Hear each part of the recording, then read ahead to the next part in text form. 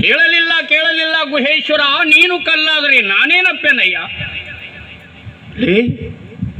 ದೇವ್ರನ್ನ ಜಗತ್ಕರ್ತ ಸೃಷ್ಟಿಕರ್ತನ ಕಲ್ಲು ಮಾಡಿ ಕುಣಿಸೋ ಭಕ್ತನ ಗತಿ ಏನಂತಾರೆ. ಅದಕ್ಕೆ ಜಜ್ಮೆಂಟ್ ಕೊಟ್ಟುಬಿಟ್ರು. ನಮ್ಮ ದೇಶದಾಗ ಏನು ಗುಡಿಗುಂಡಾರ ಸಂಸ್ಕೃತಿಗಳು, ಅದಕ್ಕೆ ನೋಡ್ರಿ, ಮೊದಲ ಈ ಮೌಢ್ಯಗಳಕ್ಕೆ ಇದಕ್ಕೆ ಬೇರಿಗೆ ಕೊಡ್ಲಿ ಪೆಟ್ಟು ಹಾಕಿಬಿಟ್ರು. ಮೊಟ್ಟ ಮೊದಲಿಗೆ ಏನು ಕೊಟ್ಟರು ಅವರು? ಪಶು ಪಕ್ಷಿಗಳ ಎದ್ದುಗೈಲೆ ಆಹಾರ ಹುಡುಕಾಡ್ಲಕ್ಕೆ ಹೋಗ್ತಾವ. ಈ ಸಮಾಜವನ್ನು ಅಭ್ಯಾಸ ಮಾಡಿದಂಥ ಬಸವಣ್ಣ ಮೊಟ್ಟ ಮೊದಲಿಗೆ ಕಾಯಕವನ್ನು ಕೊಟ್ಟರು. ಅನುಭವ ಮಂಟಪದ ಕೊಡುಗೆ ಏನಪ್ಪ ಅಂತ, ಶಿಕ್ಷಣ ಏನು ಅಂತಂದ್ರೆ, ಶಿಕ್ಷಣ ಸಂಸ್ಥೆ ಸ್ಥಾಪಿಸಿದವ್ರು ನೆನಪಿಡಬೇಕು. ಕಾಯಕ, ಅರಿವು, ಆರಾಧನೆ, ಬಾಡಿ, ಮೈಂಡ್ ಆ್ಯಂಡ್ ಸೋಲ್ ಮೂರೂ ವಿಕಾಸ ಆಗಬೇಕಾಗಿತ್ತು ಅಂತಂದ್ರೆ ಕಾಯಕ, ಅರಿವು, ಆರಾಧನೆ. ಕಾಯದಿಂದ ಕಾಯ ವಿಕಾಸಕ್ಕದ ಕಾಯದ ಪೋಷಣೆ ಆಗ್ತದೆ.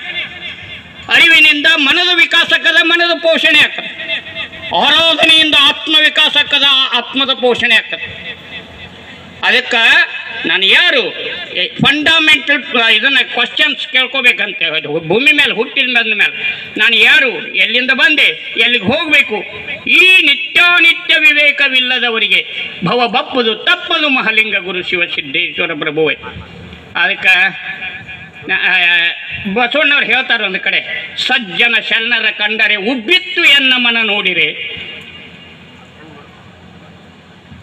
ಗುರು ಕೃಪೆಯಿಂದ ಪಾವನವಾದೆನಯ್ಯ ನಾನು. ಪ್ರತಿಯೊಬ್ಬರಿಗೂ ಗುರು ಕೃಪೆ ಬೇಕು. ದೀಕ್ಷೆ ಅಂದ್ರೆ ತಿಳುವಳಿಕೆ. ಹೊಟ್ಟೆ ಮೇಲೆ ರೊಟ್ಟಿ ಕಟ್ಕೊಂಡ್ರೆ ಹೊಟ್ಟೆ ತುಂಬಂಗಿಲ್ಲ, ಹಂಗೆ ಹೊಟ್ಟೆ ಮೇಲೆ ಕಟ್ಟೋಗರವ ಕಟ್ಟಿ ಅದಕ್ಕೆ ಕೊಳ್ಳಾಗ ಬರೀ ಲಿಂಗ ಹಾಕೊಂಡ್ರೆ ಲಿಂಗದ ಆನಂದ ಆಗಂಗಿಲ್ಲ.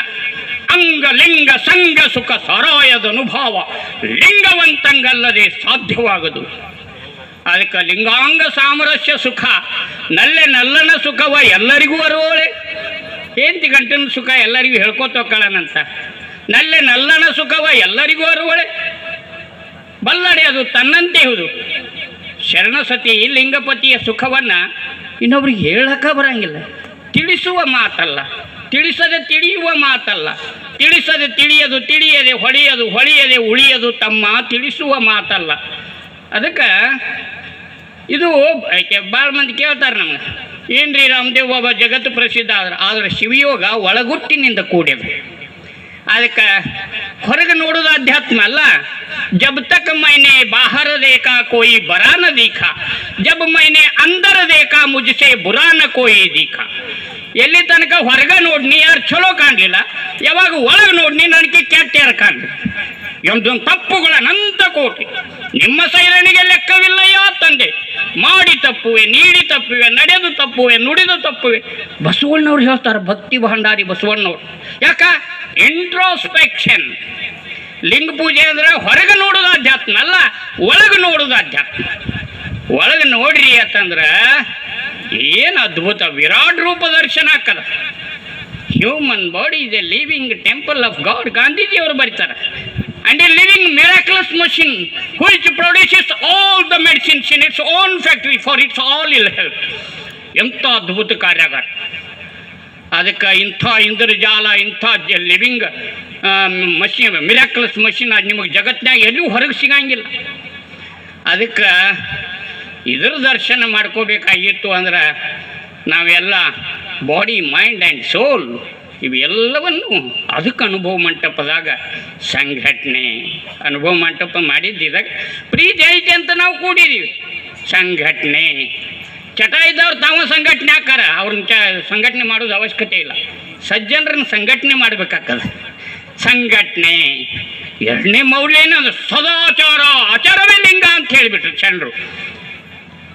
ಅದಕ್ಕೆ ಸದಾಚಾರ, ಸದುವಿನಯ, ಗಡ್ಡ ಬಿಟ್ಟು ಗುಡ್ಡ ಸೇರಿ ತಪಸ್ಸು ಮಾಡ್ರಿ ಅಂತ ಹೇಳಿಲ್ಲ. ಮೃದು ವಚನಗಳೇ ಸಕಲ ಜಪ ತಪಂಗಳಯ್ಯ. ಅಯ್ಯ ಎಂದರೆ ಸ್ವರ್ಗ, ಎಲ್ಲವೋ ಎಂದರೆ ನರಕ. ಆಚಾರವೇ ಸ್ವರ್ಗ, ಅನಾಚಾರವೇ ನರಕ. ಆರಾಮಿರ್ಬೇಕತ್ತೀಯ, ಚಲೋ ನಡಿ. ಸ್ವಲ್ಪ ದಾರಿ ತಪ್ಪ್ಯ, ಕಷ್ಟ ಅನುಭವಿಸು. ಎಷ್ಟು ಬಿಚ್ಚಮಗ್ಯಾಗ ಭಿನ್ನತೆ ಹುಡುಗರಿಗೆ ಸಹಿತ ತಿಳಿಯುವಂಗೆ ಹೇಳ್ಯಾರ. ಅದಕ್ಕೆ ನೋಡ್ರಿ, ಇಂಥ ಅನುಭವ ಸಾಹಿತ್ಯ ಇವ್ರು ಹೇಳ್ತಾರೆ ನಿಜಗುಣ ಶಿವಯೋಗಳು. ಏನಪ್ಪ ಅನುಭವ ಸಾಹಿತ್ಯ ಅಂದ್ರೆ? ಅನುಭವವೆಂಬುದು ಆತ್ಮವಿದ್ಯೆ. ಕಾಕಪೋಕ ಲೌಕಿಕ ವಿದ್ಯೆ ಅಲ್ಲ, ನೌಕರಿ ಪಡಿ ಆಯ್ತು ರೀ. ಚೀಟಿ ಬತ್ತು ನಾವು ಅನಧಿಕೃತ ಅತಿಥಿ ಅಂದ್ರೆ ತಿಥಿ